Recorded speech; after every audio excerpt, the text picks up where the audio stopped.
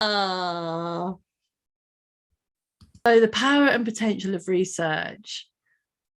I would never have thought that I'd find research and evidencing and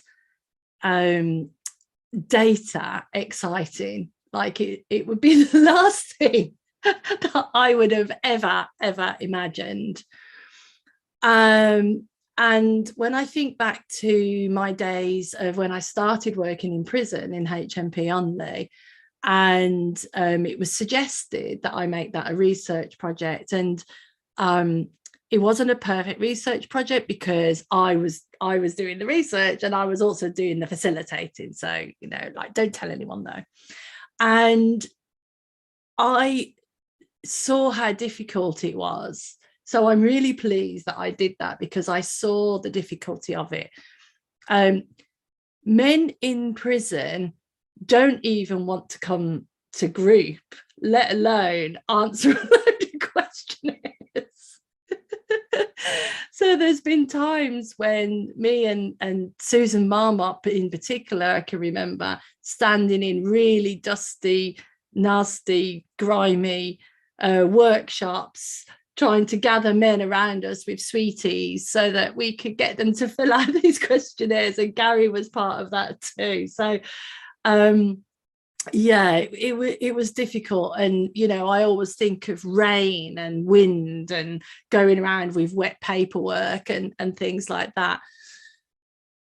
But so it was a labor of love. I loved the work that we were doing and the impact that we were having and the changes to lives that I was seeing. But we had to find some way of showing people who had the purse strings and people who had the who could say that no, we can't be in that prison anymore. We had to find a way of showing them a tangible way outside of the impact, because one of the things I've learned is that prison governors really don't care if there's change. They've spent so much time thinking about all the problems. They ignore the good stuff, basically, is how I see it. They spend all their times trying to fight fires and plug holes and things like that. So they're literally, if there's something good happening, it's like, yeah, get on with that. I don't want to take any notice of it. So we had to find a way of being able to stay in the system. And back in the day, there was very little research around the three principles understanding.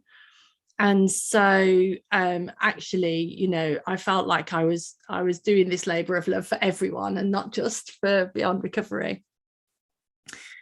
And I'm really glad that I did. I'm really glad that I did, because that was part of the start of a bigger picture of other people getting involved in research, of other people, in my sphere being able to grab a hold of those papers, as flawed as they were, and talk to their commissioners, even to places like Norway.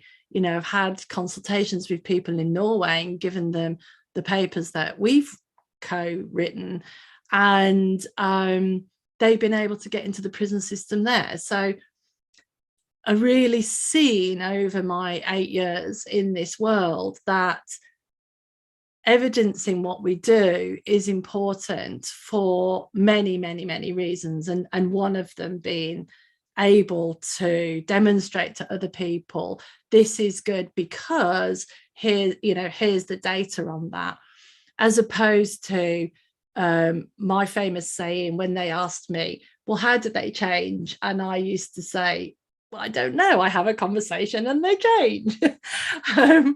That's all right when, you've got a friendly person who says, yeah, you can come and run a free group for me. But if you want to change a prison system, it doesn't really cut the mustard, or a school system or any other system, really. We have to sort of play the game, right? So that really started, you might think it started a whole hatred towards research and the difficulty of it, but actually it got me really intrigued about how we could do this better. And one of the plus points for me was constantly iterating our programs. So constantly seeing, actually, that didn't really work out well. What went on there? And having something to be able to, a starting point, even down to looking at, is it the combination of facilitators? Does that make a difference on a particular program? Is it when we introduce some paperwork or when we do some different activities? So constantly being able to step back from the fog of joy that happens to us all when we impact someone, and look past that to what's the bigger impact here, what works better. And so became very dedicated to looking at not just what I feel works, but what works above and beyond, like from a much more academic viewpoint or a much more measured viewpoint, and not being attached to when something doesn't work, being able to say, oh, hey, I mean, the only example that comes right into my mind is that it's way better, for instance, if you don't have the facilitator doing the research, because you get this bias, like the men by the end of at the beginning of the program, nobody wants to fill in a form. At the end of the program, they all want to fill in the form because they all want you to be there because, they've had change and they love you and all of these things. So that introduces this bias. And commissioners and people like that can sniff that out. So, it's like, it's been a passion of mine to constantly get better at what we do and constantly be able to scale. We can't scale without having evidence. We can't relieve the world's suffering without showing that there's a basis on which all of this stuff lies. So I've talked for a little bit longer than I expected to. Without further ado, I'd love for the rest of the panel to introduce themselves and give us, tell us who you are and what you do and why you're passionate about this subject. Jeanne, do you want to go first? Sure, okay. Hi, my name's Jeanne Catherine, and I'm the Executive Director of Three Principles Research and Consulting. I love listening to Jacqueline talk about research because she is really an awesome research partner in so many ways. One of the things we look for in a research partner is curiosity. It's great if you love the three principles. It's great if you teach it and you're an effective teacher. But if you're not curious about how does that work and how can I improve and how can I teach better so that people receive more, then you probably aren't that interested in the research, honestly. So her passion for teaching and her passion for learning makes for a wonderful partnership. So thank you, Jacqueline. And I'll say that, the way I got started in this work is that I was a mental health patient with mental health problems, and I found the three principles. And when that happened to me, it really changed the way I experienced the world. And my family and friends are like, you're a different person. And I was a different person. Like, am I the same person? Of course I'm the same person. Do I still yell at my kids? Yeah, I yell at my kids. But I also was more resilient, less reactive, enjoyed life more, enjoyed my relationships more, was more available for other people. And lo and behold, could read a book and study and write something, which who knew that I would like that and do that.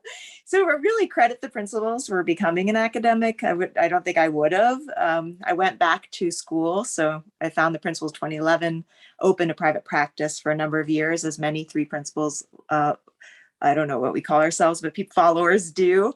Was very successful at coaching, enjoyed it a lot, and I enjoyed teaching, and wanted to know, what's the research say about this? Who does this work for? How does it work for them?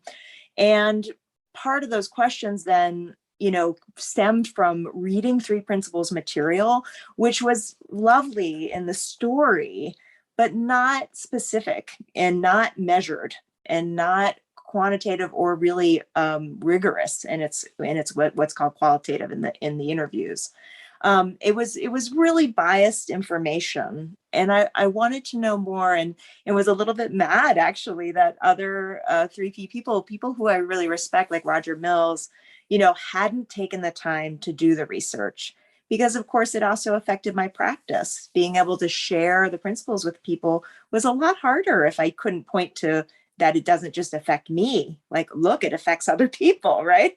So that coupled with the change that happened within me took me back to school in 2016 to get my master's, and then that was in 2014, and then in 2016 went on to get my PhD, and I'm now writing my dissertation. And most of my research work has really been being hired as the executive director of Three Principles Research and Consulting, and working with people like Jacqueline and people Jacqueline's introduced me to, who are running programs and want to be able to speak to their funders and say, like, look what my program's doing, want to be able to improve their practice. They're interested, they're curious, and they're really partners. They come to meetings, they find out about the research design, right? We don't expect our partners to become researchers, but we like to collaborate with them. We want their impact. We want them to share their impact. We want them to share their thinking. We want them to understand what we're undertaking. And those are a really important part of what we are about. So we've been doing that for the last 4 years, and we've been, as a research team, working in lots of different arenas. We have done research in Three Principles drug programs. We've done research in the homeless or home insecure, job insecure in the Watford area. We've done research, some small projects, just helping people with their own programming, doing some pre and post questionnaires. And we're getting to the point where we're beginning to publish some of that research. And I was hoping today that I could tell you where the preprint of our innate health journal article is, but unfortunately I've had a few snafus, so I won't be able to share that with you today. But look for it this week. It's going to be out this week, and it covers this research we did at Nottingham Prison with Jacqueline's group, which is a very extensive research project and really exciting. So there's some really good things to see there. And then the last thing I'll say is, during these 4 years of we've been working as a team, we've really been working as a social business, or what you might consider a nonprofit. We're fully funded by a private funder. And this year we decided, let's make that official. So we're opening a nonprofit arm. And in opening that nonprofit arm, we thought we should get somebody who knows about stuff like grants and, seed money and planning, because I'm not that type of person. I love writing a good ethics review, but I'm not the kind of person who thinks really long term. So that's where Dr. Anita McGinty comes in, and I'm so thrilled that she's joining our team. She came on first as a consultant and now is coming on full time. And she's going to open innate health research. We're going to partner in that. And she's been just a joy to have. So Anita, I would love it if you jump in. Thank you so much. Thank you for reverting to Anita, not Dr. McGinty. I'll stick to Anita on this call. I love hearing Jacqueline and Jeanne talk every time, which is why I'm so glad to follow the two of them. I'm excited to talk to this group. It's a big group. I wasn't sure who would want to come to a research talk. So my path is really almost flipped, in some ways, from Jeanne Catherine. So my career has been inside of academia. My focus was education, young kids, sort of birth to third grade.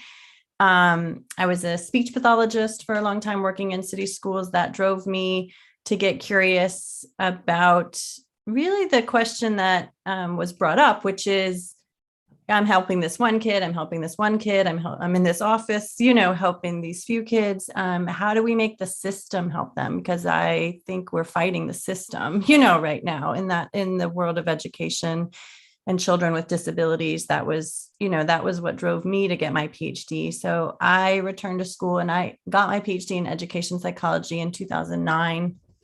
And I was just really lucky to be around amazing mentors who had the capacity to take research and make big change. So, one of my mentors and I wrote a program for very poor children around book reading, and it started as a little research project. I drove to the hills of Appalachia, for months and months and months, pregnant and not pregnant, and and collected data, where it took 4 hours to reach one little preschool. And it went from that to now this program's in 11 countries, 11 languages. It has gotten over, 20 million in funding across her shop and my work. And that was research one. And then the other mentors I was around, was doing similar things. There was a PowerPoint of a scale of how we measure the ways teachers and children interact. And that is now a company that is in every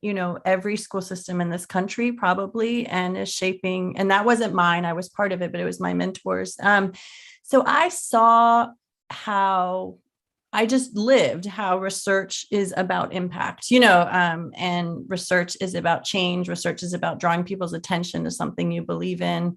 And asking questions, and bringing a community together. And I saw how an idea can fit in a lot of different disciplines in academia. And so part of research is also a translational tool. So you begin to draw lines of sight between what I saw teachers in a classroom knowing, and then how do you turn that into something we measure, and how does it show up as something that a psychologist in a lab is also studying, and can we draw these, connections and build that momentum? So I sort of had that experience over and over again in my path, and then unrelated, found Jeanne Catherine when she was counseling in the three principles, and had just transformative experiences with her. Got to work with Dick and Bettinger some. Just saw at a personal level what it means to believe in your own innate health, like is the word we're using, your own wisdom, and that let me navigate that career in research, which there are dark sides and tough sides to a research career, and stressors and such. So I just experienced it and the power of it at a personal level, and continued to have my own work be what my work was in education. And this past year, I made the decision to leave academia and leave the work I had done. I had been able to create some really important programs from my lens for the state, and it felt like time to try something new. And it had been 15 years, and I started consulting with Jeanne Catherine on sort of her wanting to say, how do we take all these projects and turn it into something that feels coherent and feels like a shop around research. And we've just had fun engaging with people like Jacqueline, and then with the opportunity of getting funding to say we're going to really open a nonprofit arm. It just felt like a perfect blend of, I know how to do this. I fully believe in how research can be interesting and convening and collaborative and impactful. And I can see that, so easily. And to point it at this message at this point in time in our world and our, seems just really important. And like a gift if I get to try this with her and you all. So that is what we're doing. And we're excited to talk to you about some of what we're learning or just what we're seeing or hear questions about it. But we're really excited to kind of, I think, come to this community, which I know only a few people in it, but I'm excited to be meeting more in the 3P community, but really, I think be enablers in the best positive sense of that word. I think that's our mission, is to be enablers for the work getting out there and growing and connecting. And research is one pathway of enabling that connectivity and growth, I think.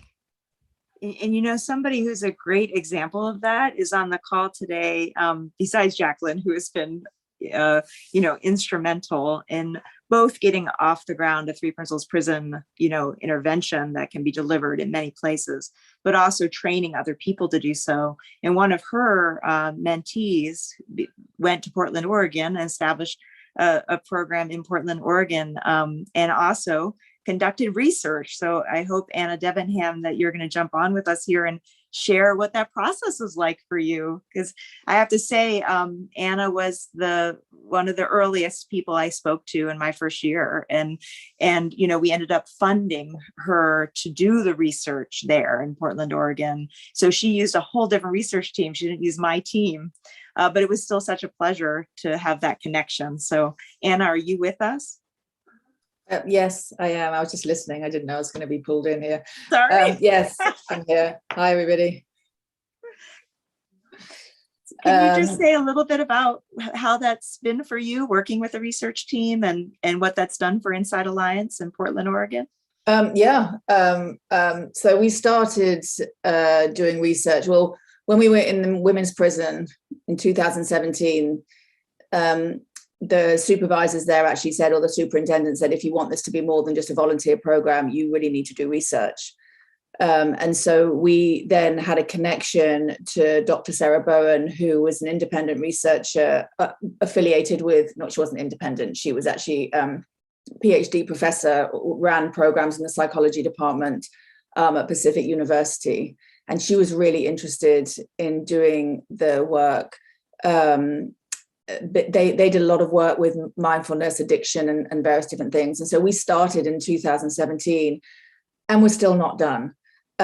So the way we wanted to do it, or the way Pacific University wanted to do it, was to not only do it with randomized control groups. So we started in the men's prison. We did the main bulk of the work in the women's prison, sort of doing all the randomized controls as well, but also following up with people 3 months, 6 months, 9 months, and a year on, so we could really see how the effect of the program has continued to work in their lives. And so then we had it was so frustrating because we literally were on our last group on the 12th of March in 2020. And we were going in on the Friday, and we had this whole room set aside, and we had all the controls, and we had all the 3, 6, 9 months, and we had our last, the last day of our 10-week program, and we were kicked out the day before. So we lost a whole bunch of the research, and then we were just waiting. Well, then we kind of followed up because I could send all the packages out to people. And it was a right pain in the ass, to be fair. Like, if I'd known how much work the research was, I'm not sure. Well, I do it because it's needed. Like, it's really needed. But Jesus. So anyway, we had to get all that stuff out, and then we actually tried to get back in to do a last program. But DO's, this is being recorded, isn't it? So we don't know who's going to see this. The Department of Corrections in Oregon weren't amenable to us for various different reasons, of which I will not go into live on this thing. I have a lot to say about the DOC, but we're actually now writing up the research. We just less than 80. We wanted to get just over 80, but we have just less than 80, which is what it is. So the initial paper is out for peer review, and then the main paper is not going to be finished until about probably September. So that's where we're at. I don't know if that was thorough enough. Thank you. That was amazing. I just wanted to jump in there as well and say to everybody that Anna clearly has been around a while, and she's been involved in this, heavily involved. So she speaks very knowledgeably. And wherever you are on your journey might not be, some of that stuff that Anna said. It might sound a bit like, oh my God, I want to get involved. But one of the amazing things about innate health, EIH, what are you called? What's your new name? Innate Health Research, IHR. Oh, IHR, easy peasy. So the great thing about Innate Health Research is their collaborative approach. a little bit similarly, you know, I did research with other people, and it was amazing what they did, but it was very much, I did my thing, they did their thing. We occasionally asked each other questions. You know, maybe I signed off on a couple of things or wrote some bits, but there wasn't, we weren't a team. And one of the things I've loved about our journey is that we've been a team, and you know, you don't have to know very much to be part of that team. And one of the things that I've really valued just recently about working with this team is that I sometimes don't understand what them clever people say. Like they all speak together, and I think, I haven't got a clue what you just said. And then, you know, they'll ask me, like, what did you think of that? And a little bit like the three principles, I'm then able to say, well, I don't really understand what you said, but this is what I got from that, and this is what I'm seeing, and this is what I'm feeling. And as a practitioner, as a person on the ground doing this work, this is what I feel is important. And the amazing thing about that is that I have felt very valued in that role, and that role is just as important to this team as the really clever people who've got doctorates and so on, right? It's been a revelation to me, and again, it's made me realize, like, you just have to be who you are and show up who you are truthfully to be able to contribute to something. And yeah, you know, I really appreciate the way that you work. Well, I'd love to jump in there, because I thought the same thing when Anna was speaking. It's just, you know, at the beginning of doing any kind of research project, you don't know anything about it, right? I mean, I don't know about you guys, but I had never even participated in a research project before I started doing research. And so what I want to tell people is that there are some very simple ways to do research. I mean, it doesn't have to be a huge peer review project. It could be a few questions that you decide to ask before people do your training and when people finish your training. It could be that simple. You ask these 3 questions. And one of the roles I've really enjoyed at Three Principles Research and Consulting, and we plan to continue, is being able to advise people about those kinds of questions. So people call me and we have a conversation about research and how it works.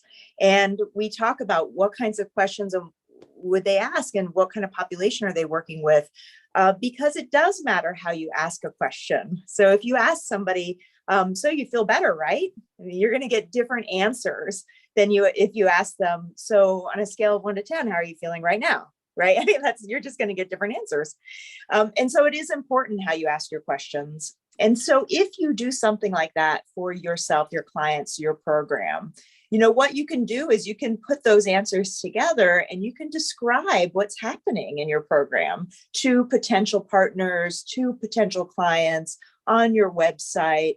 Because when you ask questions and you get answers, it gives you a picture. It gives you one picture, and you can work with that picture to say, this is what's happening in my program. And that's a very simple procedure you can take without a lot of effort. Now, that is something different than what we do, you know, full time, which is, if you think about research having different levels, you have that first level, which is just that we're curious human beings. And so we ask questions. So that's sort of the first level. And then as you get into more marketing research, you might formalize that, right? Through conversations with me or conversations with other researchers, coming up with more formal things that you ask more people. You collect those, you give a description of it, it's becoming slightly more formal. Then you might decide, you know what, I really want to know more about what's working or what's not working. And so you might take it to the next level where you hire a researcher. Now, a researcher could be hired just to design a survey, or a researcher could be hired to do multiple other things, like a peer review project. And that's sort of like you're starting to get into some serious, you know, long-term research. And that's one of the things that people are surprised about research, I think. They're surprised how much time it takes. You heard Anna say they started in 2017, right? They're working on publications now. I'm relieved to hear her say that because, I'm working on publications now too. So it gives me a sense of like, okay, this is normal. It takes time because there are lots of different steps to a peer review project, right? The first step is what would be called a literature review. And what that means is like, what do we already know about this topic, this population within the academic literature, right? So that might be the first step. Then the second step might be, okay, if we want it to be a peer review project where we're going to publish in a peer review paper, well, then we need to go to an ethics board and make sure the research project we're putting together is ethical, right? This doesn't have anything to do with the principles. This has to do with some shady stuff that's gone down in psychology over the years. And so the ethics board was created to protect human beings from shady shit, right? That's how that works. So that takes time too. Meetings, deciding what you're going to ask, what are they going to be on the surveys, and then writing up and jumping through all the hoops of ethics because you have to explain what you're doing. The ethics committee doesn't decide about your intervention or your research. They want to know if it's ethical. That's their job. So that process alone, sort of reviewing the literature, finding out about the population, that might take a couple months. Going to ethics board, putting that together, refining it, answering their questions, that might take a couple months, right? So you're already into 6 months right there. Now you get permission. Now you get to conduct the research that you've been working so hard on, right? And so now you got to go to those participants. And you heard Jacqueline talk about how she was in there and, it was a very dirty place and they've got candy, sweets, trying to get the guys to answer the questions. And, researchers think about those kinds of things too. One of the things we put into the Nottingham project we did with Jacqueline was a 3-pound note that everybody who participated in the research got as a phone credit, I think it was. But that meant that people who were in the control group and never received the program did receive something for their time and effort, right? The other thing we did in Nottingham is we hired an on-site research supervisor. So she was completely separate from the program being offered. And so she could go in and say, I'm part of the research team. They didn't know her from the program. And she was, they knew that she was associated with Beyond Recovery, but she never taught the program. And so she could meet with them and answer their questions and be sort of an unbiased, independent observer. And then the last thing I'll say about that is then she was there for months and months, so she could collect interviews and she could do the things when people came in, ask them questions, when people leave, ask them questions. And so that allowed us to collect about 120 pre and post interviews before and after a 3-day program in Nottingham Prison. And then the end process of all of this research, right? That took a year. So the end process is, we have to write this up. We have to analyze it. We have to use statistics on it.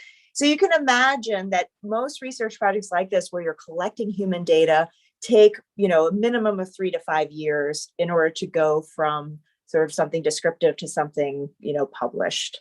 Anita, do you want to say anything about that?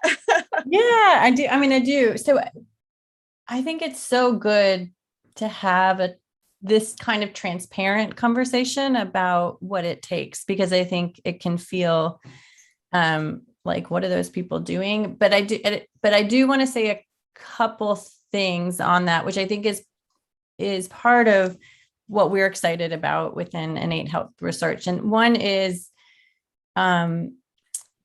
there's a lot of kinds of research, as Jeanne Catherine said, but there's also a lot of interim lessons along the way in research. And typically in a university partnership, when that's the only partner, or when it's a really kind of established research firm,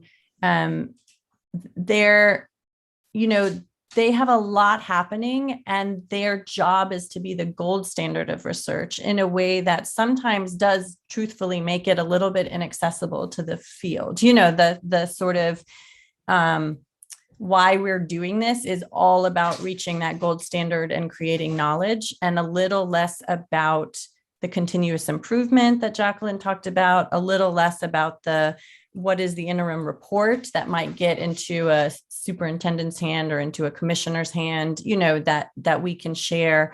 What are the conferences where practitioners will get to hear about this work, even if it's preliminary, findings where it can have a real impact in how they think about their work, or who they can tell that, there's evidence out there.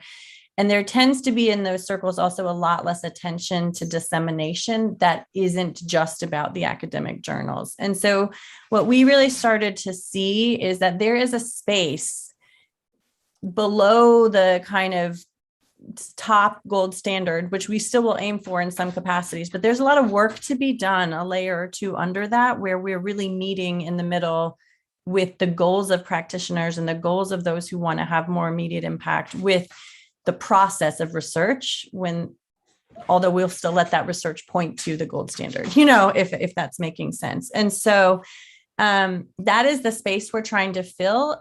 And we've done it by finding and working with university partners. So they're getting what they need out of it, and they can focus their attention at the layers they want, but we can fill in and make sure that a year out, there's a blog or a report or, or some conferences that we're talking about. And then as we continue to also write the articles that are going to take 3 to 5 years to get out there. And we very much don't see the only questions being yes, no questions. In other words, another part of research and a lot of program evaluation, that is what gets funded in big research, essentially goes in with a yes, no question. Did it work? Did it work? Did this work? And that's a good question, but there's a lot of questions before that or within that. How did it work? Who did it work?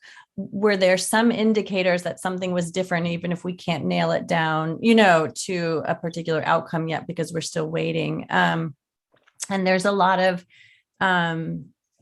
again, interim ways of structuring research. So you look at the process of unfolding change, then just did it work? And so that, again, is a niche that we felt is missing and are hopeful to fill. So not at all to say the research isn't hard and long, and not to put any pressure on like Jeanne Catherine to get another article out faster than she is, but I do think we're looking at this in a different way, and intentionally so, and working with partners in universities to maintain the standards and the ethics, working with partners on the field who are going to push us to give answers faster. We kind of want to live in that space a little bit. Nice. I just wondered if I know Nici needs to say hello, but I wondered as well if how's this landing with people, and have people got questions, or do they want to say anything or jump in there at all, just so that we've got plenty of space for people to ask things. Yes, Karen. Hi, everyone. I'm Karen. I'm from Alaska, and I'm finding this conversation really, really interesting. For one, I worked as a researcher for a number of years in cultural resource documentation and preservation. And as I'm listening, I'm thinking, yes, yes, yes, because I feel like, I have my own questions being, coming across this understanding over 7 years ago, and so I'm thinking, how? Oh.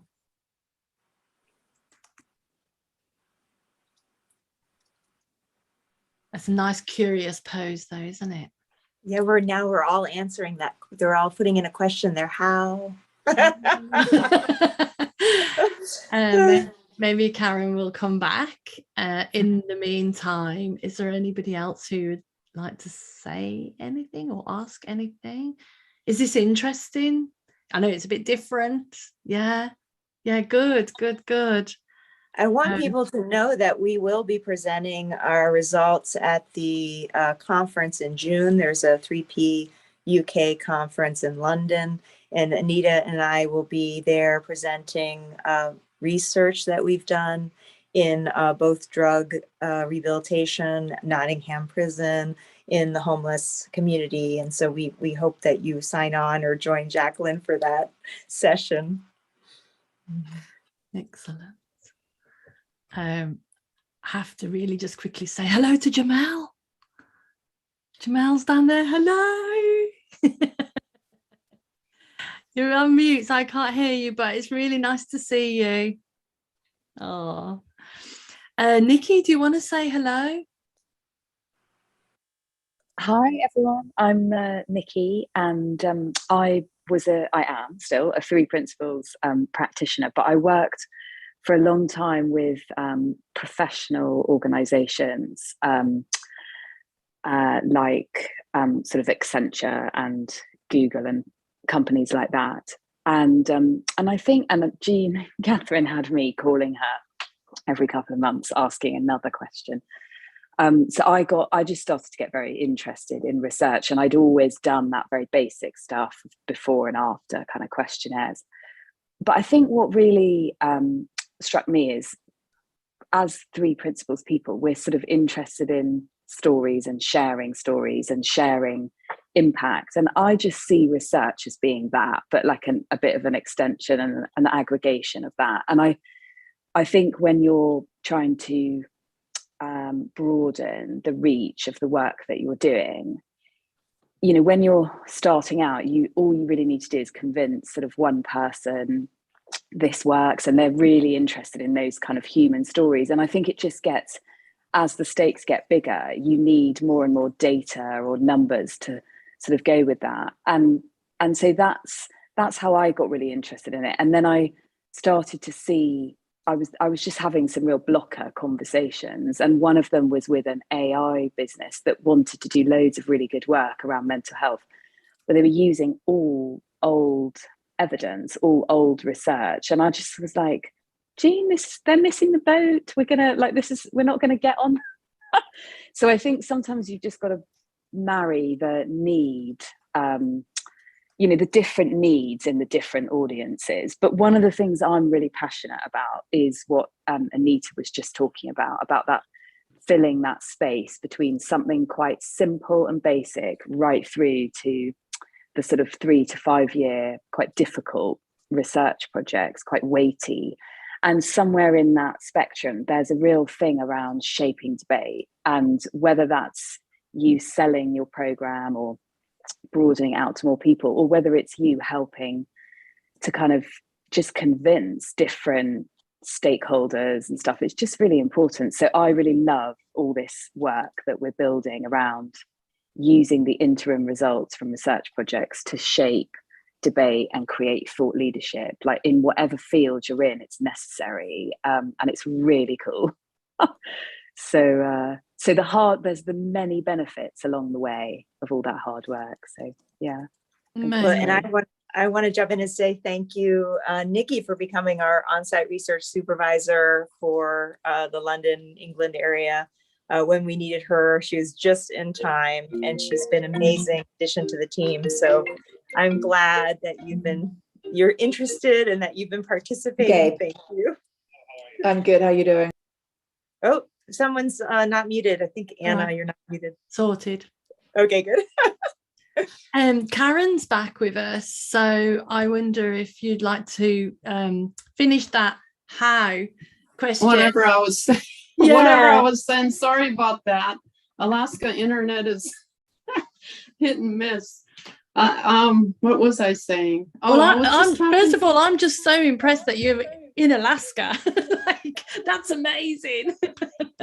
Well, Jackie, I've listened to some of your stuff over the years, and I've listened to Jeanne Catherine early on, and followed some of the work here over the years, and I love what's happening out there. So I was just talking about some of my observations in the 3P community, and the lack of more, I guess I don't totally like the word diversity, but a broader range of people, I would say, in the community. And I've been to many trainings, and one of the things I see is kind of the same people show up to the same trainings, and my question has been, so how do we reach out beyond the same students and the same, or even beyond people who could afford some of these trainings is a big one too. So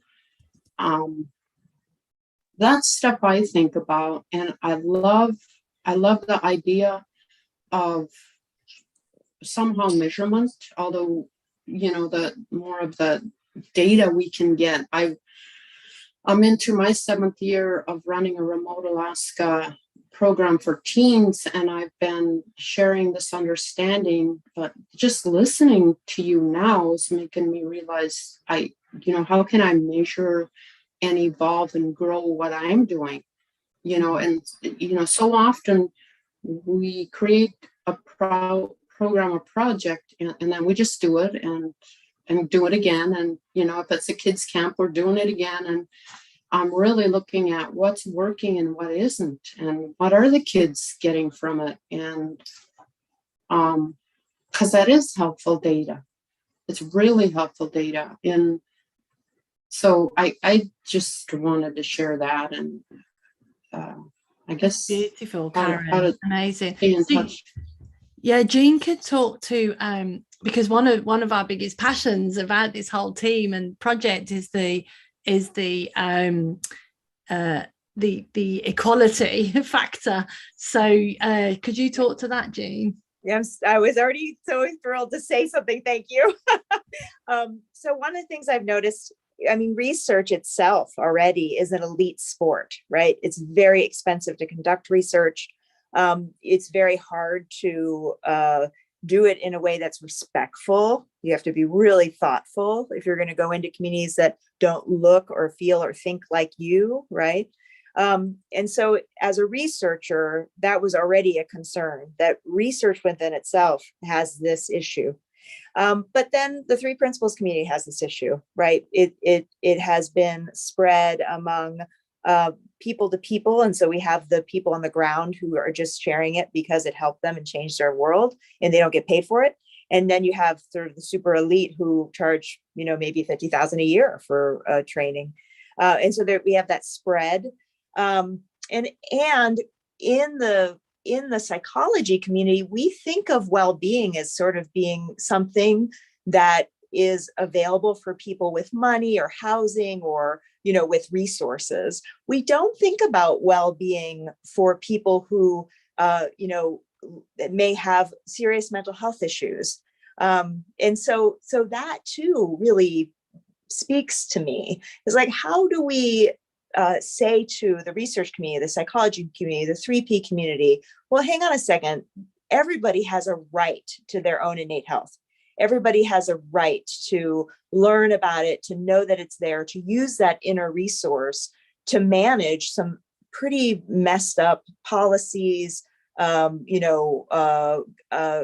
structures within which they are trying to function, trying to live, trying to build families, right? Trying to work.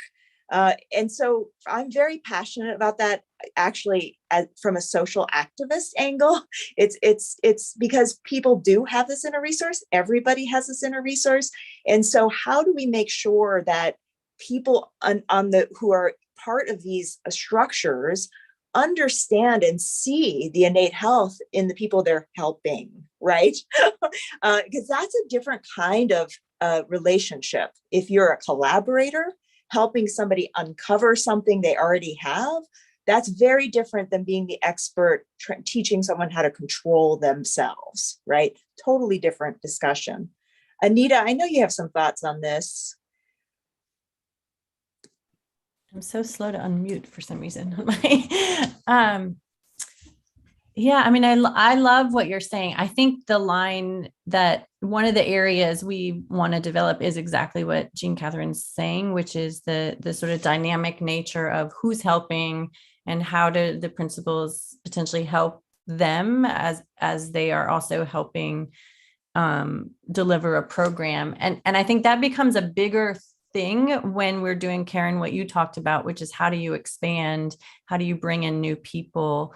In these larger research projects, one of the end goals is, like, we're working on one now that we're writing a grant, and it's a big one, right? So, and if it happens, it's going to be in a lot of schools, and the team that usually runs the trainings, they're going to have to train a lot more people very quickly how to deliver that. And so that's really a time to start saying, that's where research can really come in, or we're scaling, like who are these people? What are they learning along the way as they're trying to bring it to children, or schools. And that becomes an opportunity, I think, to watch how some of this can move and reach more people. And in that, naturally, there'll be more people involved. And I think that's one of our big goals with this. One of the big goals of the research is, if you think about it, so I think one misunderstanding, which is an equity thing from not maybe the traditional use of that word, but is that,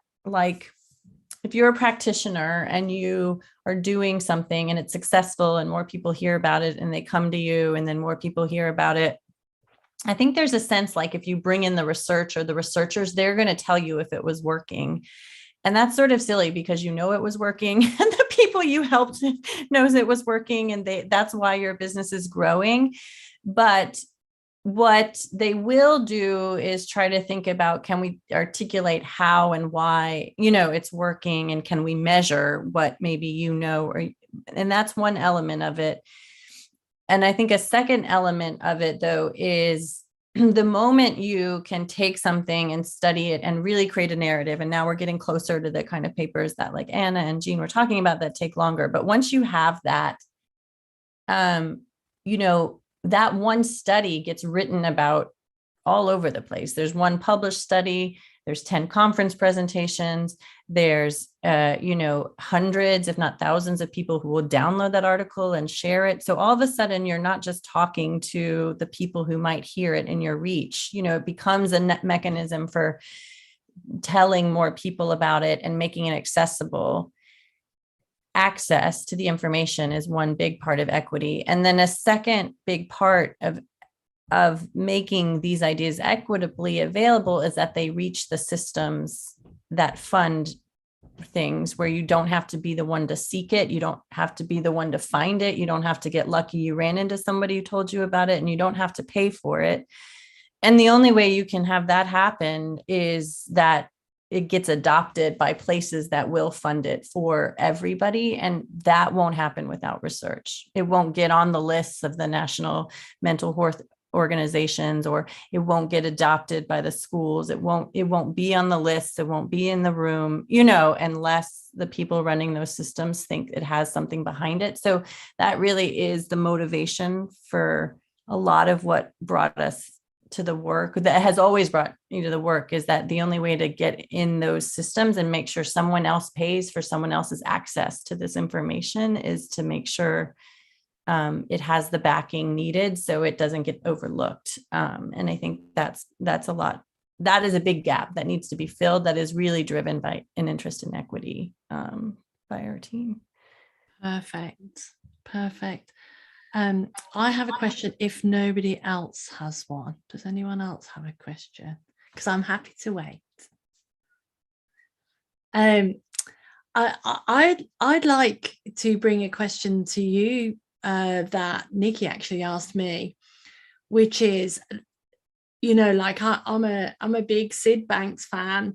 For me, I wouldn't be doing this work without Syd Banks and what he brought to the world and how he delivered it. And I really give gratitude to him, on a daily basis, because I think for me, Syd's work and the ripple effect of that work allowed me access to something that I may not have tried to get access to, because when we talk about the equanimity question, I didn't think I was good enough for a spiritual awakening. I didn't think that that was something that I could access. There were too many rituals and form and stuff, and so religion was outside of my reach. And what I feel that Syd Banks brought to the world was a simplicity about how we work, and part of that is the essence of how we work, and one might call that spiritual, or we have all sorts of words for it. And so for me, there's a complete juxtaposition of both what Syd Banks brought to the work and the way that we teach this understanding and the form of research, in the same way that I might have form in a curriculum or form in a program that I've written. It's no different, or form in a book that I might write. To me, it's exactly the same thing. But I really would love to hear maybe Jeanne comment on, like, where do you see the alignment or not?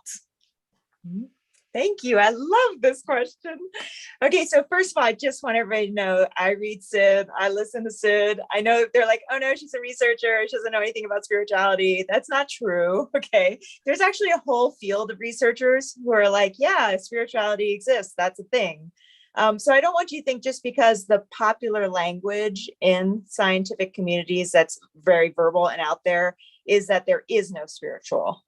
That's actually a relatively small group of people, ironically, just in terms of the research into what scientists actually believe.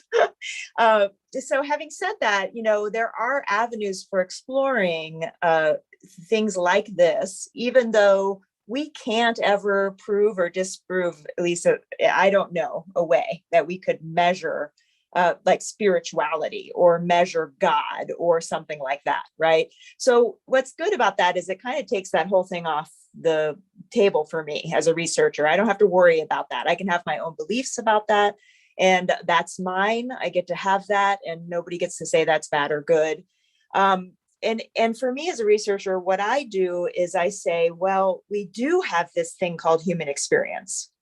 And not everybody in the research community is in agreement on this, right? But there are researchers like me who's like, we have this thing called human experience. And human experience is something that can be shared. I can ask you about your experience. You can talk about your experience. One of the things I would love to do for my dissertation is if anybody has a video recording of Syd Banks talking about his mystical experience, right? So he had this, what we call some researchers have called a quantum change or a mystical type insight. He has described that type of insight. So you could go around and interview people who have had mystical, insightful experiences. You can write them down and you can talk about what's the same and what's different about those experiences. And that's research, right? That could be a pretty rigorous research project. Now, that doesn't mean you're proving that mystical experiences happen. What you're proving is that people have this experience, right? And then so for my project, for my dissertation, I was really interested in this kind of insight that's more developmental, not this mystical insight where you experience something bigger than you kind of coming into you, more like an insight like, oh my gosh, I didn't know the world worked that way. Wow, that changes everything, right? And I was really interested in that. And so part of the research we did in Nottingham was for me to come and interview some of the men on their specific moment of experience of insight. And so what I'll do with those interviews is I'll look at them for common structures. So I'll look like what I remember. I haven't done the analysis yet, but what I remember is a lot of them talked about maybe, being in their bunk, just like hanging out in their bunk and like having some busy, upsetting thinking, playing sort of a video in their minds, things like that, and then all of a sudden having this new thing, this new experience happen inside of them. And so what I'll do is I'll take those interviews and I'll look and see, like, was this a common experience? Did a lot of people have like an opening up sensation or a lightening sensation? Was that part of their developmental insight where they just had an experience where they had new thought and the old thought fell away and the old behavior fell away and something was significantly different for them? So that's just one kind of research. There's lots of different ways to explore the human experience, and the human experience is valuable. That's the other thing I really want to say. Up until we started being interested as researchers in the human experience, we left that out. Right? So you would go to your doctor and they wouldn't ask you how you're feeling and they wouldn't find out anything about your subjective experience. They would take your measurements, they would prescribe your drug or whatever. And they wouldn't know that drug had a really bad effect on you and you felt very depressed afterwards because they didn't ask, right? So what started happening in the qualitative research world, where they wanted to know about the quality of your experience, is researchers started asking people and people started writing down their experiences. Oh, this is what this disease process was like for me. And guess what? When doctors started reading human experiences, they started changing their practice. They started incorporating care for their patients. They started asking, oh, you have this debilitating physical disease. How are you getting to the hospital in a way? Who is helping you structurally? What kind of support do you need, right? These are important medical questions. And so qualitative experiences give us a view into what kind of support people need, what kind of changes we should do to our care. And it's an essential part of any research process. Does that answer your question, Jacqueline? Beautiful, beautiful. Thank you so much. So are there any other questions, or even just do you want to speak? Do you want to comment? Do you want to say hello? Anything really. Let's just have a cup of tea and a chat for the last 10 minutes or so.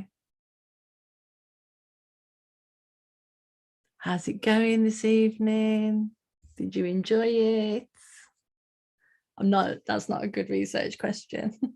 How was your experience this evening? Well, I would love to know from those of you who maybe signed on because you're curious, but really don't know anything about research, was there anything about this conversation that surprised you or intrigued you? I would love to hear. Judy. Hi. So I come from a background of animal research. I did a degree in agricultural science and then worked in that field for about 10 years. But it was a long time ago. I'm just really curious in this conversation, how do we get started at the most basic level? How do we get our hands on, questionnaires or whatever, instead of just making up our own? Yeah, great. How do we get that going?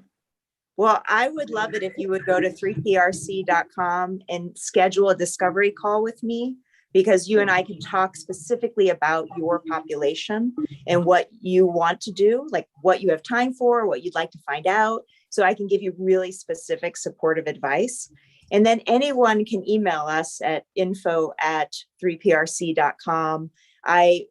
Dr. Adrian Denkers, our survey designer and senior statistician and researcher, he helped, and he and I designed a questionnaire for 3 principles of health realization, specifically around these 3 constructs. This is what we call it in research, but around these ideas of mind, consciousness, and thought. And the survey scale, these questions are not very long. They're very effective. So we've seen this test to be very reliable and valid. And so we want as many people as possible to start using it. So if you're interested in taking what is really 6 questions and adding them to your pre and post questions for your groups, then please email me. I'd be happy to share it with you, and we can help you with, any analysis on what you do. But the very first step is to schedule that discovery call. Awesome. Thank you. You're welcome. I also want to say that we're putting together an advisory group for a grant we're applying for. So if you live in an area where there's not a lot of, support for research or support for your programming, I would encourage you to reach out to me because we're looking for a diverse geographical and human advisory board. And it will be, if we win the grant, which we don't know that we will, it would be a paid position. So feel free to reach out. I've put the website and the email address in the chat for anyone who wants to see that. And we will send out an email afterwards as well with that information. Thank you. Thank you, Judy. And where are you in the world, Judy? I'm in New Zealand. Nice. And pretty much feel quite on my own, if that makes sense. There's other people, of course, sharing this in New Zealand, but we're on the verge of, we have getting a group together of us, but no one anywhere near me. Oh, well, you're not on your own. We're with you now. Awesome. Thank you. Nice. Anyone else for Jeanne's question of was there anything surprising or different than what you expected about this conversation this evening?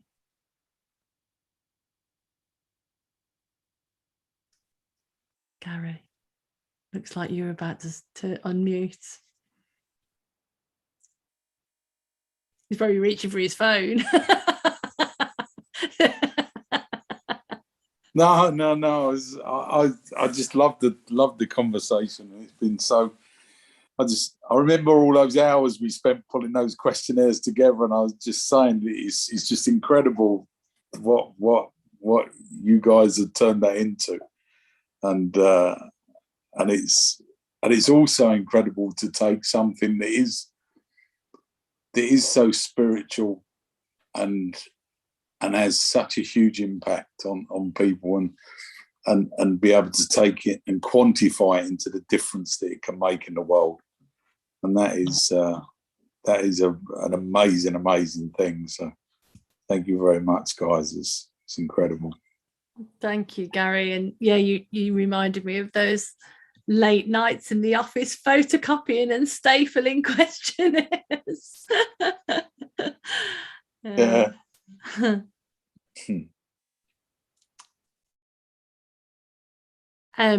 So Jamel is this is his first time on this call. So Jamel, I'm going to call you out to say hello. Unmute yourself. Oh, I can't hear you still. Hey, what's happening, everyone? Really nice to see you. Can you hear me now, Jack? Yeah, I can hear you, but I echo when I speak. Is it echoing? Let me turn the volume down a bit. It's because you're on the core speaker. Is that better? Yes. Much better. Yeah.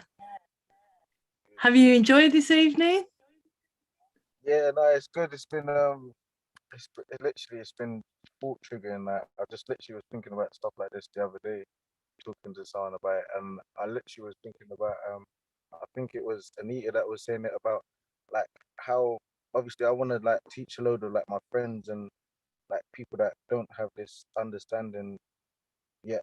Like I want them to feel what I feel like every day. Do you know what I mean? Because I don't have that feeling that I used to feel, and it's like money can't buy this feeling. Nobody can't go to the shop and buy it. You have to understand this, and the only way to understand it is by getting it from somebody like myself who understands it, or like yourself, or coming into the group. But nobody's not really just gonna walk out the door and think, oh yeah, you know what? Like I want to just fully change my way of thought pattern and like my way of living and stuff like that, because I don't know, some people just think that they're okay with living like the way they are because they actually haven't thought about how they're living.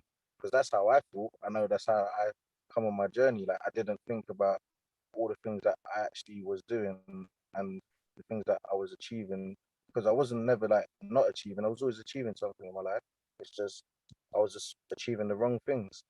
And now I'm realizing that I've got so much energy and power like to put into the right things, and every time I do it, I always get like a good response. And it's like it's very overwhelming because I don't feel like I'm ready for the appreciation that I'm getting shown, because like everyone wants to like have me around and like take me to like interviews and jobs and stuff like this, but it's like I fully don't feel like I've transitioned yet. Like I don't feel like I deserve to fully be around like normal civilians. Like I don't feel like I'm a normal civilian yet, and it's strange to say it, but I don't. But I know what it takes to get there. I just have to stop being in my head. I just have to carry on thinking how I am and not thinking in the box as sometimes the river of thought does. It keeps you trapped sometimes. But if you let it. Yeah. Nice. Interesting experience. You made me think of saying something like, oh, it's like wearing a new suit. And then I realized it's like having no clothes on at all. So that's why it's hard. I literally don't wear like much different things, but like I feel like I'm a much better dressed person. Yeah, nice. That's beautiful. Wow. Wow. Well, thank you so much. Seriously though, I really want to like try and like find a way to like be able to go to like some kind of primary schools or secondary schools or something, and like I feel like we can put on some kind of informal play or something around like the understanding, because maybe they might not understand if we just say put them in a group and talk at them, because I didn't get that at first and it took me a little while to get it. But I feel like maybe a younger generation might understand a little play kind of thing, and like maybe we can give them little options of what do you think should happen, but really and truly we know the right answer, but we want them to go with the right answers of the river report and stuff like that. And I've literally got a whole play sorted out, so whenever you're ready, Jacqueline, we can actually nice. I'm ready. So that's what I really want to do. I want to go to schools or colleges or whatever and try and get this all over, because I definitely think it can go somewhere. I love this idea, and I wanted to share. Like you were saying. I wanted to share that our research team has talked about doing this as a way of sharing the research, is putting on a play or something interactive where art, where people get the feeling that, right, that's what it's like, conveying something, sharing something on that level. I love it. So do reach out to us when you guys put that together or want support for that. Thank you. I know you have to go. I have to go. Yeah. Thank you so much for having me, Jack. Thank you, Jean. Bye. I have to go too, but I love that Jeanne Catherine jumped in, Jamel, because I was like, we can research that. You do the art, we'll do the research. Don't worry. We're all in contact now, isn't it? So we'll make it happen. Yes. Yeah, exactly. Thank you so much for having us. Thank you so much. And thank you again, Jack. Thank you, Jamel. It's so good to see you. Thank you for not forgetting about me. Oh, and Gary's here. Gary would never forget about you either. I know, yeah, he just popped up. Hey, Gary. Yeah, look at him. Never forget you, mate. I'm good, mate. I'm good. Good to see you. Good to see you, Jamal. You said you don't feel like a civilian yet. You're a beautiful, wonderful human being, mate. I'll tell you that. You're incredible. I'm trying. Great to see you. Great to see you. Can't wait to meet you lot in person. When you lot ready, next meeting. Yeah, next meeting. I'll bring the tea and the cakes and that. You used to spoil me all the time with the tea and the cakes. Let me spoil you now, Jack. Oh, you're on. We'll hold you to it. Whenever you're ready. All right, everybody. That is the end of our session. Thank you so much for coming this evening. It's been Jacqueline. Can I just say really quickly? I'll make it really quick, because the acting side of things, I've often had thoughts about sharing it with little acting sketches, even comedy sketches, like your separate reality. So it's a really interesting side, and refreshing to hear that Jamel had that to say as well. Oh, you should get involved. Yeah, well, it's something, it's really been in my mind a lot. Nice. It's just a different way of sharing it, even at a conference. A little Absolutely. sketch. Yeah. Absolutely. I'll hook you two up. All right then, everybody. Thank you. Bye-bye. Bye. Bye, Mason. Nice to see you. Good to see you too. It was really incredible to hear everybody. Like this is like I focused on epidemiology way back in college for a while, and I love this whole this is a basis of so much. It's cool. So nice. Okay, well, see you tomorrow. Yes. In the morning. Or at the end of your evening. Morning. Thank you so much. Suzanne from Denmark. You can stop the live stream if you like, Tassel.